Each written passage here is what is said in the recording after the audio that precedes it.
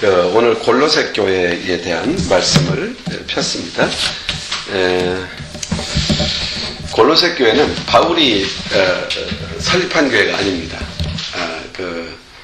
에베소 교회나 빌립보 교회나 아주 연관성을 서로 갖고 있어요. 서로가 교통하는 교회들이었지만 골로새 지역은 바울이 선교한 적이 없어요. 그리고 이곳은 에바브라라고 하는 바울의 제자가 가서 선교해서 세운 교회가 바로 이 골로새 교회입니다.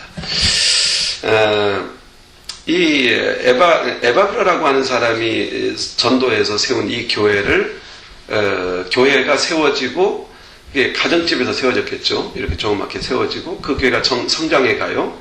그리고 그 교회가 든든히 서가는 모습을 이제 에바브라를 통하여 또 듣고 또는 선교부를 통하여 듣게 되죠.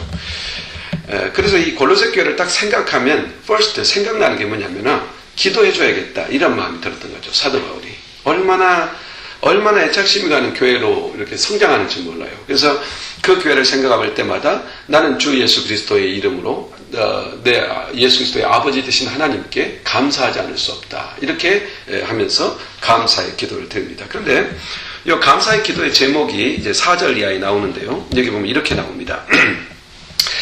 그들의 그 감사 이유, 사도 바울이 그들을 생각하는 감사 이유를 두 가지로 나오죠. 그들의 믿음과 사랑 때문이다. 이렇게 되어 있어요. 믿음과 사랑. 그러면은 믿음이 뭡니까? 예수 그리스도에 대한 믿음이죠. 그러니까 정확하게 그리스도가 누구시며 그가 무엇을 하셨으며 그가 무엇을 원하시는 분인가 그리스도의 사역에 대하여 정확한 이해를 가지고 있었고 그리스도에 대한 신앙을 아주 확고하게 정립한 결단된 사람들이라는 것이죠.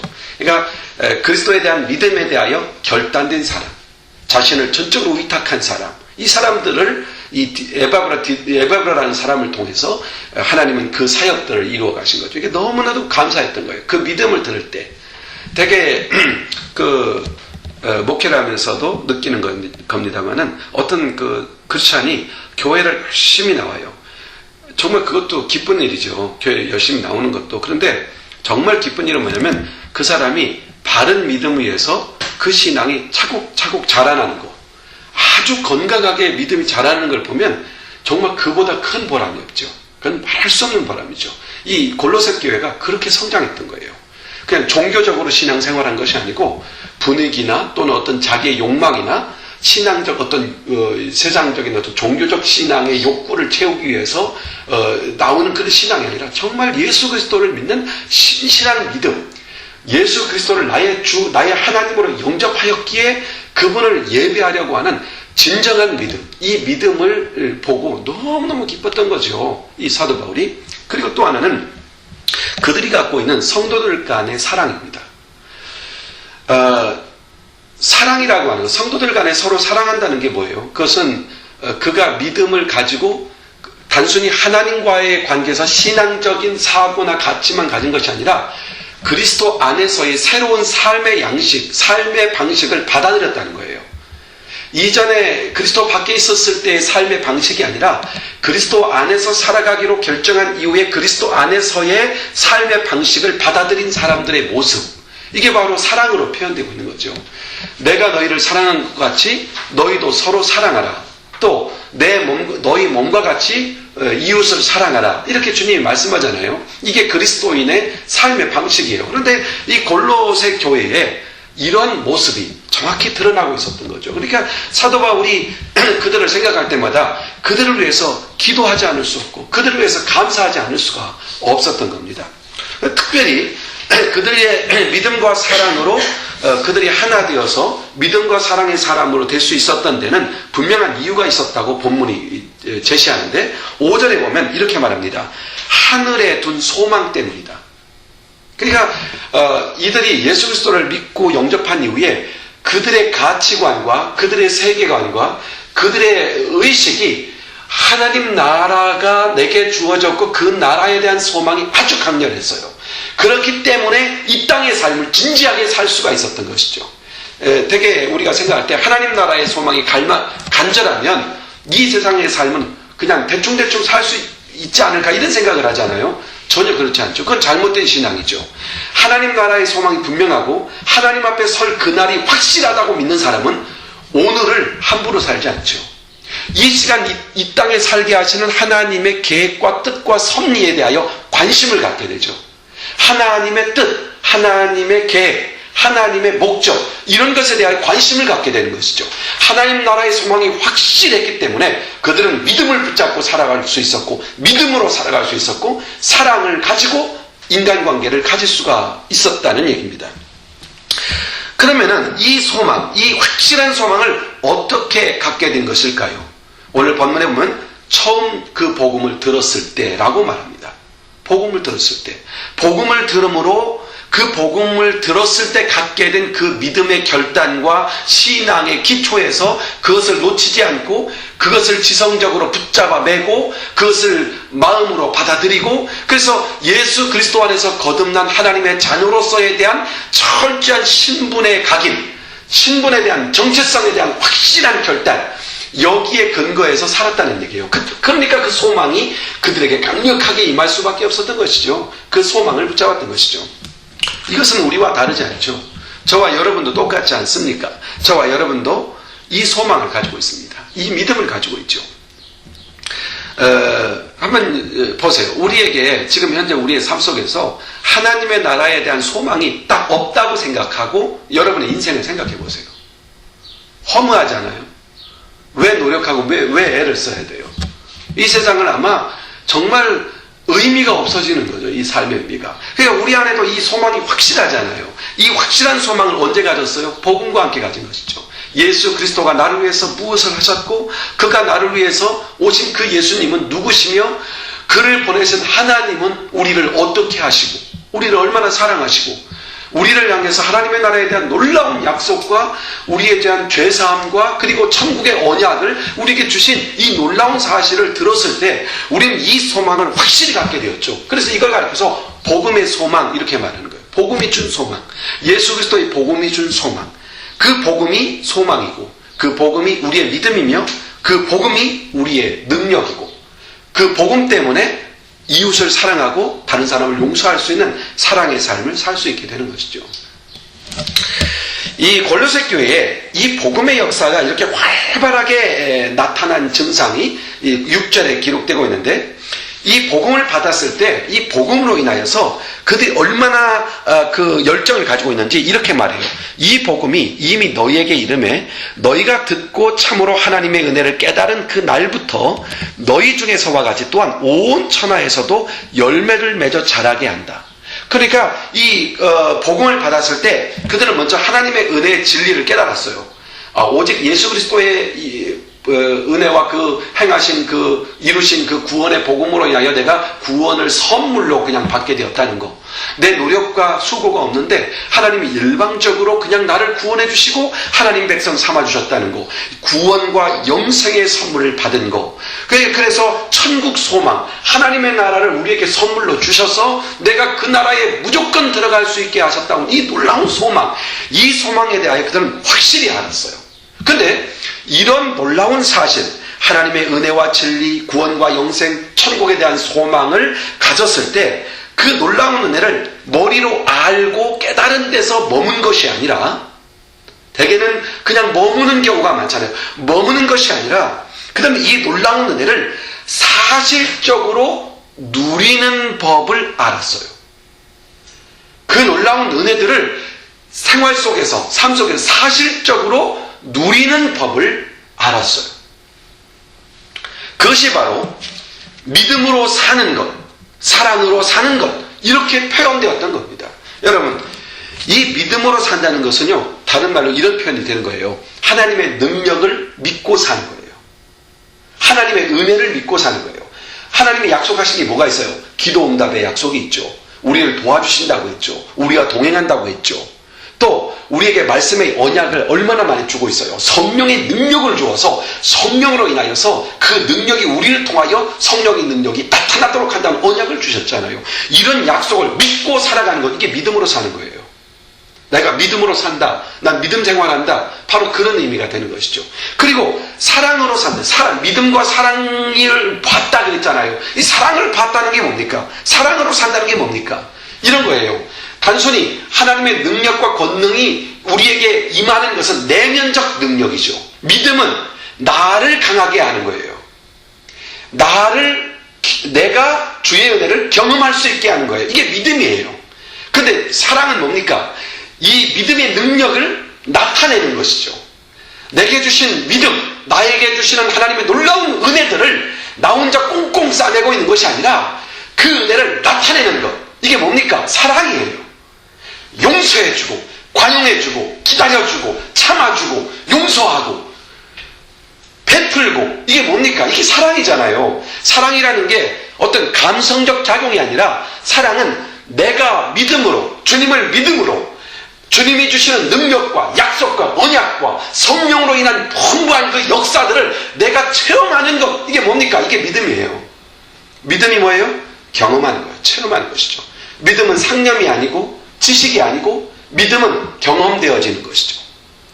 자, 그리고 그 믿음, 경험되어진 것을 나타내는 것. 이게 뭡니까? 사랑이에요. 사랑은 사랑한다. 사랑에 이런 말로도 사랑이 표현될 수 있지만 그것은 언어적 표현이고, 사랑은 구체적으로 아주 활동적으로 실천적으로 내게 있는 것을 나타낼 때 그것이 뭐가 돼요? 사랑이 되는 것이죠. 이런 거죠. 사랑해, 그런데 용서하지 않아요. 그럼 사랑이 아니잖아요. 응?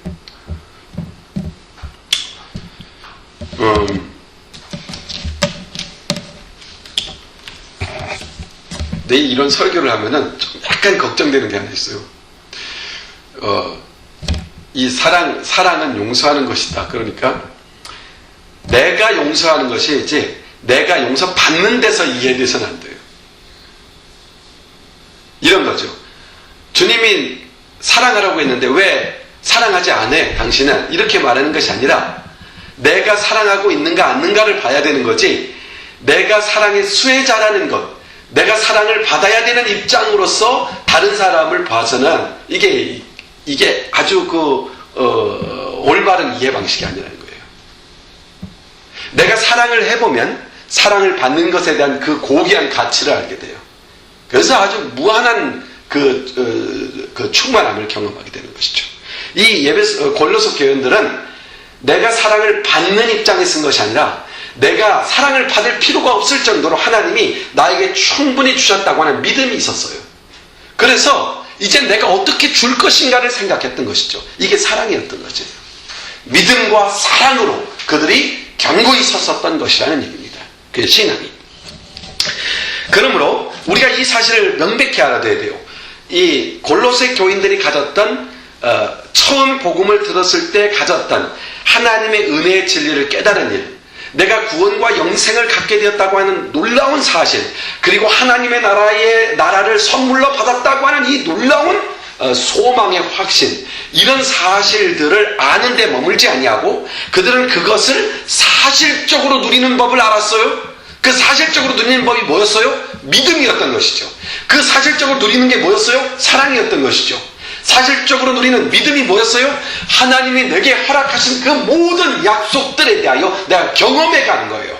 하나씩 하나씩 경험해 가는 것이죠. 말씀에 약속한 것을 아멘 하고 경험하는 것이죠. 받아들이는 것이죠. 이게 믿음이죠. 내가 경험되어진 것들을 쉐어하는 것, 베푸는 것. 이게 뭡니까? 나누는 것이죠. 사랑을 받았기에 사랑을 주는 것이죠. 사랑을 받지 못했는데 사랑을 줄 수 없죠. 주님이 능력을 주셨기 때문에 그 능력을 가지고 실행하고 행동하는 거죠. 그래서 그 능력 행함 자체도 내가 한 것이 아니라 주님이 하시는 것이다. 이렇게 주님께 영광을 돌릴 수가 있게 되는 것이죠. 자, 이렇게 그들은 누리며 확인된 사실을 믿음과 사랑으로 누리는, 이런 나타내는 놀라운 그런 신앙의 삶을 살았죠. 그런데 거기서만 머문 게 아니라 그들은 더 나아가서 이런 놀라운 은혜를 받아서 믿음의 삶을 살고 또 이런 믿음을 가지고 사랑을 행할 수 있는 그런 능력의 원천되는 그 복음을 다른 사람에게 소개하기 시작했던 것이죠. 다른 사람에게 소개했어요. 그들의 간증이 담긴 복음은 큰 역사를 일으켰어요. 그래서 그들의 이웃과 친구와 먼 데 있는 사람, 가까운 사람들에게 복음을 전할 때 그들의 간증이 담긴 복음 증거는 그들의 주께로 돌아오는 놀라운 역사들이 나타났죠. 그래서 열매가 맺혔다, 이렇게 성경은 표현하고 있습니다. 자, 그러면은 여기서 하나 더 짚어볼 게 있어요. 복음을 전했다라는 말은 그들은 구체적으로 복음을 정립하고 있었다. 즉, 그 말은 복음을 배웠다는 얘기입니다.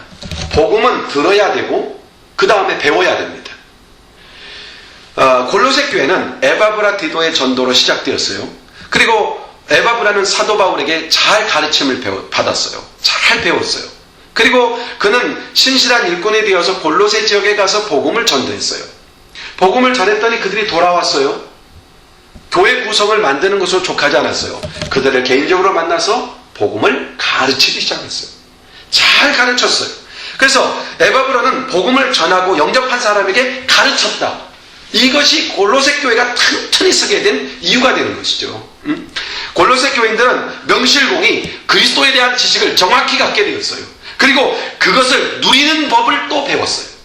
그리고 그들은 그것을 실천하고 순종할 때 놀라운 열매가 있다는 것을 알게 되었어요. 그러므로 그리스도인이 되었다면 말씀을 배우는 일을 시작해야 합니다. 이게 아주 중요한 것이죠. 이 시대에 교회들이 갖고 있는 가장 큰 약점 하나를 들라고 하면은 말씀대로 말씀을 가르치지 않는다는 데 있어요. 두 번째는 말씀을 인격적으로 신사적으로 배우려 하지 않는 성도들에게 문제가 있어요. 교역자는 또 성경교사들은 열심히 성경을 잘 가르쳐야 되고 성도들은, 학생들은 말씀을 잘 배워야 돼요. 이것이 바로 교회가, 신앙이 든든히 서는 아주 중요한 골격이 되는 것이죠. 그래서 이렇게 가르치지 않고 배우지 않으려는 결과로 나타나는 게 뭐냐면 형식주의예요. 또 하나는 신비주의예요. 그래서 힘없고 무지한 종교인들로 변해 가버리는 거죠. 처음에 예수 믿고 구원받았다는 열정은 있지만 금방 그렇게 퇴락해지는 거예요. 에바브라라고 하는 이 분이 복음을 전했을 때 가르쳤고 골로새 교인들은 배웠습니다. 그렇기 때문에 복음을 전할 수 있었고 복음대로 살 수 있었고 복음을 전할 수 있었고 열매가 맺힐 수 있었다는 말입니다. 이러한 사실이 사도 바울을 기쁘게 하죠. 이러한 사실이 하나님을 기쁘시게 하죠. 이러한 사실이 성도들의 기쁨이 되죠. 이러한 사실이 감사의 제목이 되었던 것이죠. 저는 이 말씀을 준비하면서 저와 여러분에게도 여러분을 인해서 다른 사람들과 하나님과 그리고 교역자들과 또 성도들이 기뻐하는 그런 사람이 됐으면 좋겠다, 이런 소망을 갖게 됩니다. 사도 바울은 이러한 골로새 교회의 소식을 듣고 그들을 위해 기도하는 장면이 나오죠. 세 가지를 위해서 기도를 합니다. 첫째, 9절에 보면은, 9절과 10절에 보면은 하나님을 알게 해달라고 기도합니다. 하나님을 알게 해달라고. 근데 어떻게 알게 해달라고 하냐면 지혜와 총명을 주셔서 알게 해달라고 말합니다. 하나님의 뜻을 아는 것, 하나님의 뜻을 아는 것은 지혜와 총명으로 아는 것입니다. 그리고 하나님의 말씀에 순종함으로 또 하나님을 알게 해달라고 말합니다. 이것은 지혜와 총명이 하나님의 말씀을 깨닫는 것이라고 한다면 그 하나님의 말씀에 순종함으로써는 놀라운 하나님의 역사가 나타나는 현장을 보게 되는 것이죠. 그게 기적이고 능력이 아닙니까? 그런 역사들을 보게 되는 것이죠. 그리고 두 번째 기도 제목은 인내할 수 있게 달라고 기도합니다. 11절의 말씀을 보면 인내하게 달라고 기도해요. 인내. 자, 하나님께서 크신 능력으로 강하게 붙들어 주시는 은혜를 받아서, 그 은혜를 충만히 받아서 어떤 어려움이 와도 넘어지지 않고 굳건히 설 수 있는, 어떤 다른 사상이나 도전해 오는 어떤 시련이나 이런 것들에 의하여 흔들리지 않고 참고 견뎌낼 수 있는 그런 믿음, 강한 믿음을 주십시오라고 기도합니다. 그리고 또 하나 기도는 감사하게 해달라고 기도합니다. 이 감사한다는 말은 원천적으로 돌아가야 돼요. 예수 그리스도께서 그의 피를 흘려서 죄값을 치르시고, 그리고 우리를 용서하심으로 어둠의 세력에서 건졌고, 또 우리를 빛 가운데 살아가는 자녀가 되게 하기 위해서 우리를 인도하실 뿐만 아니라 빛 가운데 살 수 있도록 모든 자원들을 하나님께서 공급해 주시기로 하나님이 약속하셨고 공급해 주시는 그 놀라운 은혜를 생각하고 감사하고, 그리고 더 나아가서 우리를 하나님의 나라 왕국으로 장차 옮기실 것을 보니까 이 본문에는 옮기셨다고 나옵니다. 그러니까 얼마나 확실한 것인가. 하나님의 나라로 우리를 옮기십니다. 우리가 이 땅의 삶을 살고 우리를 옮기셔요. 이게 결정된 상황이에요. 그러니까 감사할 수밖에 없는 거죠. 바뀔 수 없는 상황이니까. 그래서 사도 바울은 그것을 생각하면서 어떠한 상황에 굴하지 않고 늘 하나님이 베푸시고 또 베푸시며 그리고 베푸시기로 결정된 그 사항들을 생각하며 늘 감사하는, 오히려 시련 속에서도 감사할 수 있는 그런 사람이 되게 해주십시오. 아주 강한 사람이죠. 그러니까 사역자들에게, 하나님의 신앙을 갖고 있는 사람들에게 절대적으로 필요한 믿음입니다. 이걸 달라고 기도합니다. 그런데 위에 세 가지 이렇게 기도 중에서 특별히 한 가지를 지목해서 마음에 와닿는 것이 있다면은 하나님의 뜻을 알게 해달라는 기도입니다. 하나님의 뜻을 알게 해달라. 여러분, 하나님의 뜻, 나를 향한 하나님의 뜻이 뭘까? 나를 왜 이곳에 살게 하실까? 또 왜 이 시대에 살게 하실까? 왜 나로 하여금 이런 일을 하게 하실까? 왜 나를 이 자리에 있게 하실까? 왜 오늘을 주셨을까? 왜 이런 사건을 맞이했을까? 이 하나님의 뜻을 알고 싶어하는 그 마음은 그리스도인들의 진짜 강렬한 요구고 요청이죠. 특별히 어떤 새로운 일을 시도하거나 예기치 못한 상황을 맞이했을 때 하나님의 뜻이 어디 있을까?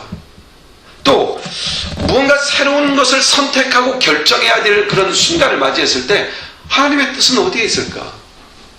또 하나님의 뜻은 무엇이며 또 하나님의 뜻은 어디에 있는 것일까 하고 하는 질문을 우리가 자꾸만 던지게 되죠. 이건 그리스도인으로서 살아있는 모습이에요. 이런 질문을 여러분이 던지고 있다면 우리의 신앙이 지금 살아있다는 증거이기도 합니다. 특별히 나 개인을 향한 하나님의 뜻을 아는 것은 그건 정말 쉽지 않은 문제들이 참 많아요. 하나님의 뜻을 분별하는 것, 이건 어느 정도 신앙의 수준을 요구하잖아요. 그런데 하나님의 뜻이 무엇입니까? 라는 질문을 던졌을 때 우리는 이것이 하나님의 뜻이다라고 확실히 안다면 얼마나 시원하겠어요. 그대로 행동하면 되니까. 그러나 이 하나님의 뜻을 분별하는 것이 쉽지 않다는 것이 일반적인 신앙인들의 견해입니다. 그러나 이건 분명하죠. 예수를 간 믿었다 할지라도 하나님의 뜻을 분별하는 것이 전혀 불가능한 건 아니에요. 자, 봐요. 사람을 속이고 죄를 짓는 게 하나님의 뜻입니까? 아닙니까? 아니죠. 아주 간단한 문제죠. 다른 불신자들에게 복음을 전해서 그들에게 복음을 전해서 구원받게 하는 거 하나님의 뜻입니까? 아닙니까? 하나님의 뜻이죠. 이렇게 아주 하나님의 뜻은 일반적으로 금방 알 수 있는 것들이 전혀 없는 게 아닙니다. 하나님의 뜻은 우리가 초신자라도 믿음이 별거 약하더라도 하나님의 뜻을 분별할 수 있는 것들이 있습니다. 그러나 어떤 하나님의 뜻이 확실한 것이라 할지라도 그것이 어떤 개인적인 문제와 연관되어서 그 문제가 개인적인 문제와 이렇게 얽혀지기 시작하면은 이게 하나님의 뜻인가 아닌가를 분별하는데 모호해지고 매우 까다로워지는 그런 순간들이 있습니다. 하지만 그렇더라도 우리는 하나님의 뜻을 아는데 또 하나님의 뜻을 알고자 하는데 멈춰서는 안 돼요. 왜냐하면 하나님의 뜻을 알지 못하면 하나님을 기쁘시게 할 수 없기 때문이에요. 하나님의 뜻을 알아야 하나님을 기쁘시게 하고 하나님의 사람으로서 이 삶을 살아가기 때문이죠. 그러면은 하나님의 뜻을 알 수 있는 게 뭘까? 오늘 본문에는 두 가지의 그 중요한 하나님의 뜻을 알 수 있는 두 가지 요소를 제시하고 있어요. 자, 한번 여러분 9절 말씀을 한번 다시 한번 가봐요. 9절 같이 한번 봐요. 9절 본문을 펴고 한번 같이 한번 읽어봅시다. 9절 말씀 시작. 이로써 우리가 듣던 날부터 너희를 위하여 기도하기를 그치지 아니하고 구하노니 너희로 하여금 모든 신령한 지혜와 총명에 하나님의 뜻을 아는 것으로 채우게 하시고. 자, 보세요. 여기 보면 모든 신령한 지혜와 총명에 하나님의 뜻을 아는 것으로 채우게 한다, 이 말을 하죠. 이 말은 이런 말로 이해하시면 돼요. 하나님의 뜻은 총명함과 지혜가 있는 자가 총명함과 지혜가 있어야 하나님의 뜻을 알 수 있다는 얘기입니다. 그런 면에서 먼저 하나님의 뜻은 성령이 주시는 지혜를 가진 사람만이 분별할 수 있어요. 여러분, 지혜라는 게 뭡니까? 하나님의 뜻을 찾고 하나님의 뜻을 분별할 수 있는 영적인 깨달음이에요. 하나님의 말씀을 잘 깨닫는 것이죠. 그래서 성경 안에서 역사를 다스리시는 하나님의 뜻이 성경의 말씀 속에 있음을 알고 그 말씀을 아주 객관적인 입장에서 정말 그 말씀을 인격적으로 딱 대면해서 그 말씀 속에서 성령의 도우심을 구하며 하나님의 뜻을 찾고 확인해 갈 때 그 확인할 수 있는 능력이 뭡니까? 바로 이 지혜라고 하는 것이죠. 그런데 문제는 이런 게 있죠. 하나님의 말씀을 성령님 저를 도와주십시오. 이 말씀 속에서 하나님의 뜻을 알기 원합니다. 이렇게 하고 하나님 말씀 앞에 정직하게 인격적으로 서야 되는데 우리 육신을 갖고 있는 우리 자아는 참 문제점이 많아요. 그래서 육신을 갖고 있는 자아는 거짓되고 또 자기중심적인 그런 원천적인 사고를 갖고 있어요. 이게 부패성이잖아요. 그래서 먼저 속으로 하나님의 뜻은 이걸 것이다 라고 마음속에 이렇게 은연중에 정해버리는 거죠. 그리고 말씀 앞에 다가가는 경우가 있다는 얘기예요. 그러면은 그러다 보니까 내가 바라고 하나님의 뜻이라고 생각했던 것과 성경을 읽다가 성경 속에 좀 매치되는 부분이 딱 있단 말이에요. 그러면 하나님의 뜻이구나. 그리고 그냥 결정해버린다는 거예요. 근데 그것이 결과적으로 본다면 자기중심적 결정이 될 수 있다는 거죠. 우리는 내가 앞서지 말고 주님이 앞서야 되잖아요. 주님이 주시는 지혜로 그것을 깨닫게, 주님이 깨닫게 하시도록 나를 비워놓고 그 말씀을 볼 수 있어야 돼요. 그때 성령께서 그 말씀을 깨닫게 하시죠. 성령이 깨닫게 하시는 은혜를 주신 것, 그게 뭡니까? 이게 지혜라고 하는 거예요. 그래서 먼저 우리가 지혜로 하나님의 뜻을 발견하기 위해서는 먼저 선결되어야 되는 요건이 있어요. 그게 뭐냐면 하나님의 말씀을 순수하게 그 하나님 말씀 앞에 서서 그 말씀을 탐구하는 자세예요. 그러니까 내가 뭔가의 목적을 가지고 그 말씀 앞으로 다가가는 것이 아니라 이게 하나님의 뜻이 아니에요 라고 하면서 하나님 앞에 말씀으로 다가가는 것이 아니라 그 말씀이 뭘 말하고 있는가에 대하여 탐구하는 정신이에요. 그러니까 하나님의 말씀을 공부하고 묵상하려고 하는 것, 이것이 중요한 것이죠. 그래서 일반적으로 우리가 사람들이 이런 얘기를 해요. 모든 일에서 기도가 먼저다. 이런 말 하잖아요. 모든 일에서 기도가 먼저다. 근데 그 말에 대하여 우리는 심적으로 동조하고 맞아, 기도하고 해야 돼 라고 말하지만 사실 엄밀히 말해서 기도보다 훨씬 앞서는 게 있어요. 그게 뭐냐면 하나님의 말씀인 성경 말씀을 아주 내추럴하게 있는 그대로 하나님 말씀 앞에 서서 그 말씀이 나를 깨닫게 하시는 그 내용이 우선순위예요. 그러니까 기도보다 앞서는 게 뭐야 돼요? 말씀이어야 되는 거예요. 그래서 기도를 해야죠. 당연히 하나님 아버지 오늘 말씀 앞에 나아갑니다. 그 말씀이 나를 깨닫게 하시고 그 말씀이 나를 변화시키시고 그 말씀을 통하여 내게 주는 메시지를 듣게 해주십시오 라고 기도해야 되죠. 물론 그 기도가 그런 면에서 기도가 앞선다 그러면 기도가 앞서는 건 맞아요.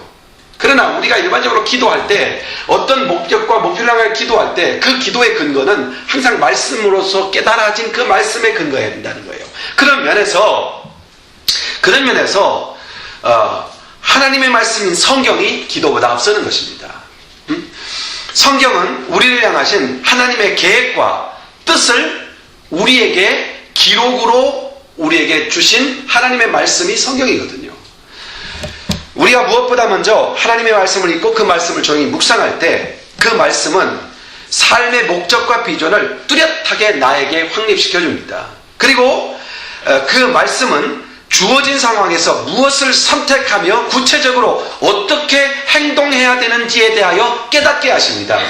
성경이 성령의 역사로 깨닫게 하시는 것, 바로 이거죠. 이게 지혜를 가진 거예요. 그래서 내가 얼마나 많이 깨우쳤느냐, 얼마나 성령의 은혜로 깨달았느냐, 깨달은 그게 뭡니까? 지혜죠. 그게 지혜입니다. 그러므로 무엇보다도 우선순위는 말씀을 읽고 말씀 속에서 나타난 하나님의 뜻을 깨닫는 것, 이게 우선순위라는 것을 꼭 염두에 둬야 돼요. 사람들의 가르침도 또는 내가 기도를 통하여 뭔가 기도를 통해서 오는 어떤 느낌도 절대 우선순위가 아니라는 거죠. 정말 그 말씀이 하나님의 말씀을 순수하게 대했고 그 말씀이 나에게 주는 메시지, 나를 향한 메시지를 정확하게 갖고 깨달았을 때 그 말씀이 우리의 삶에 결정하는 데 놀라운 역사를 나타내게 되는 거죠. 그러므로 말씀 공부 시간을 투자해야 돼요. 성경을 공부하는 시간을 따로 가져야 돼요. 그래서 우리 주일날 아침에 같이 공부할 때 큐티하는 것도 필요하지만 또 말씀을 차근차근 읽어가면서 서로 쉐어하는 것은 대단히 중요한 것 같아요. 물론 암기하는 건 너무 소중하고요. 말씀을 공부하는 시간을 구별하는 거. 그리고 또 그러니까 학교에 가서 공부하듯 말씀을 공부하는 시간을 따로 규정해 놔야 된다는 거예요. 따로 할애하고. 그리고 언제나 말씀을 먼저 떠올릴 수 있어야 돼요. 어떤 결정하기 전에 그 말씀, 그와 관계된 하나님이 이미 이전에 주는 메시지들이 있을 거 아니에요. 그 말씀을 떠올려서 그것을 볼 수 있어야 돼요. 그리고 말씀을 묵상하기를 즐겨야 돼요. 왜냐하면 그 말씀이 나를 또 깨닫게 하시기, 지혜로 이르게 하기 때문이에요. 이것이 바로 신령한 지혜를 소유한 사람의 모습인 것이죠. 말씀을 떠나서 지혜는 없는 것입니다.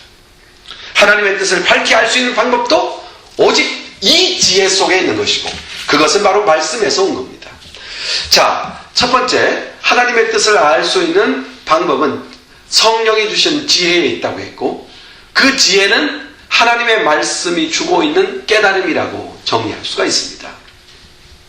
두 번째로 하나님의 뜻을 알 수 있는 방법이 오늘 본문에는 총명이라는 말로 나옵니다.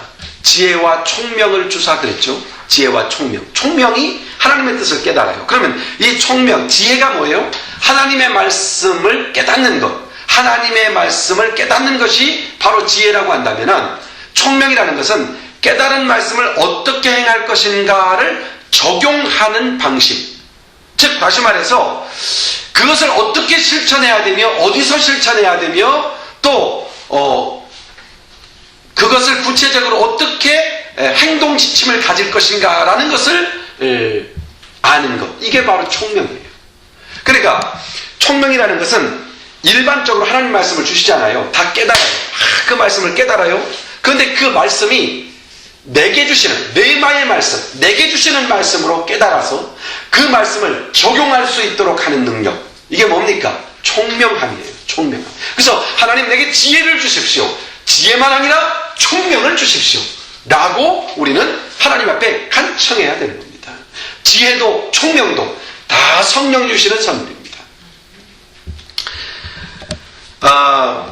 그래서 이렇게 보면 이런 거죠. 총명을 가진 사람은 이런 질문 있잖아요. 우리가 예수님이라면 어떻게 하셨을까? 예수님이라면 어떻게 하실까? 이런 질문을 한번 던져보잖아요. 그때 그것이 그려지는 거예요. 예수님의 가신 길이 쫙 보이는 거죠. 말씀을 통해서 그게 보이는 거예요. 이게 뭡니까? 이게 총명이죠. 저는 저와 여러분이 이 총명이 지혜와 총명을 성령께서 충분히 부어주시기를 간절히 원합니다. 그래서 하나 주의할 게 있어요. 총명이 흐려지지 않도록 조심하셔야 돼요. 하나님이 주시는 총명이 흐려질 수 있어요. 총명을 흐리게 하는 것은 아주 명확하게 지적할 수 있죠. 죄입니다. 하나님에게서 멀어지는 것, 그리고 죄를 짓는 것. 그럼 총명이 흐려져요. 그래서 크고 작은 죄에서 속히 돌아서야 돼요. 마음속에 원망, 불평 이런 죄로부터 행동으로, 생각으로 보는 것을 짓는 죄에서 즉각 돌이켜야 돼요. 그래야 총명을 보존할 수가 있어요. 이 총명이 흐려지면 사람이 영성을 잃어버리게 되는 것이죠. 오늘 말씀을 정리하겠습니다. 사실 오늘 설교를 간단하게 설교하려고 준비를 했는데 설명하다 보니까 그냥 길어졌어요. 중요한 것은 오늘 설교의 내용이 이해되고 있는가. 그것이 중요한 것이고 무엇이 내게 중요한 것인가를 정리하고 마음에 두는 것이죠. 오늘 사도 바울은 골로새 교회를 위해서 기도합니다. 지혜와 총명에 하나님의 뜻을 아는 것으로 채워달라고 기도합니다. 이 지혜와 총명이 뭐라고 했어요? 지혜는 하나님의 말씀을 깨닫는 것이죠. 하나님의 말씀을 깨닫는 것. 총명이 뭡니까? 깨달은 그 말씀을 적용하고 실천할 수 있는 그런 구체적인 지침을 갖는 거예요. 그러므로 지혜와 총명이 우리에게 필요해요. 지혜와 총명이 필요해요. 그래서 오늘 말씀을 정리하면서 주님께서 저와 여러분에게 이 지혜와 총명을 주셔서 하나님의 뜻을 알고 그 뜻을 세상에 분명히 나타내며 살아가는 저와 여러분이 되기를 주의 이름으로 축원합니다. 기도하겠습니다. 하나님 아버지 고맙고 감사합니다. 우리가 주님의 십자가를 지고 자기를 부인하고 주님을 따라가고자 결단하더라도 하나님의 뜻을 모른다면 어떻게 살아야 할지를 모르는 줄 압니다. 지난주와 연관해서 정말 주님을 따르는 자가 자기를 부인하고 자기 십자가를 지었다면 이제 우리에게 필요한 것은 지혜와 총명인 줄 압니다. 성령 하나님, 오늘 이 말씀 속에 고린도 교회가 누렸던 이 지혜와 총명, 고린도 교회가 헌신하고 주님 앞으로 다가갈 때 사도와 우리 그들을 보면서 가장 필요하게 여겼던 것은 하나님의 뜻을 아는 데 이르는 것, 즉 지혜와 총명을 갖는 것이라고 말씀하셨습니다.